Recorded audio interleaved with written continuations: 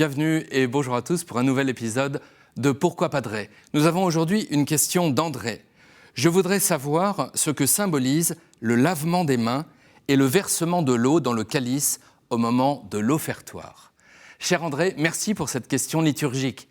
La liturgie de la messe comporte des paroles et des gestes, et certains peuvent paraître bien mystérieux, comme ceux que vous évoquez.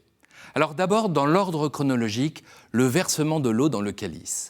Le nom technique de ce geste est immixtion. Alors que le diacre ou le prêtre vient de remplir le calice de vin, il verse une petite goutte d'eau dans le vin. Pourquoi ? Alors bien sûr, le vin utilisé par Jésus à la scène devait être un vin très fort comme il y en a en Palestine. Ces vins sont souvent coupés d'eau pour être un peu moins entêtants.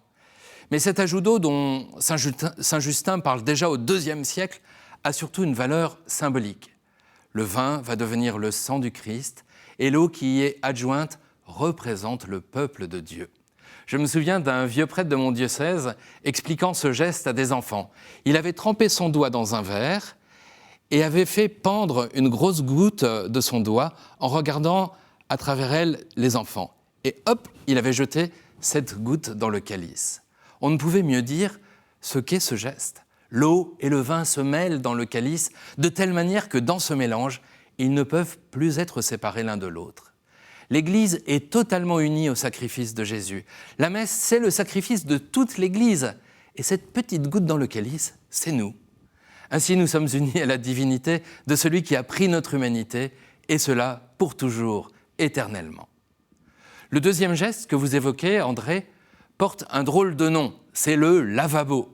C'est le futur du verbe laver, en latin, et le premier mot d'un verset de psaume.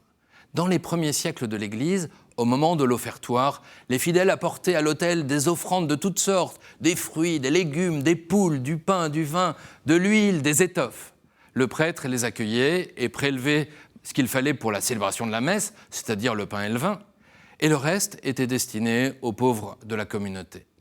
Ainsi, après avoir touché à tout cela, les mains du célébrant avaient bien besoin d'être lavées.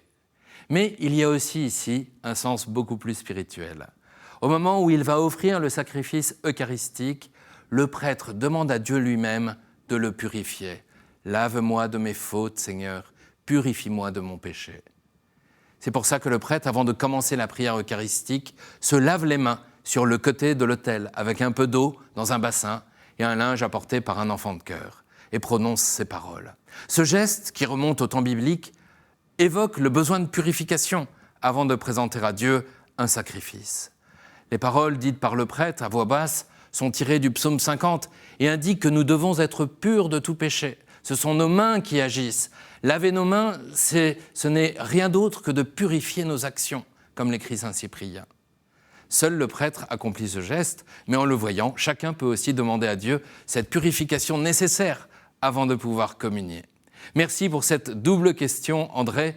Mieux comprendre les rites de la messe nous permet de mieux y participer avec tout ce que nous sommes, notre corps et notre esprit. Vous pouvez poser d'autres questions en envoyant un mail à l'adresse pourquoipadre@ktotv.com ou sur les réseaux sociaux avec le hashtag pourquoipadre. Et puis retrouvez plein d'autres vidéos sur le site ktotv.com. À très bientôt.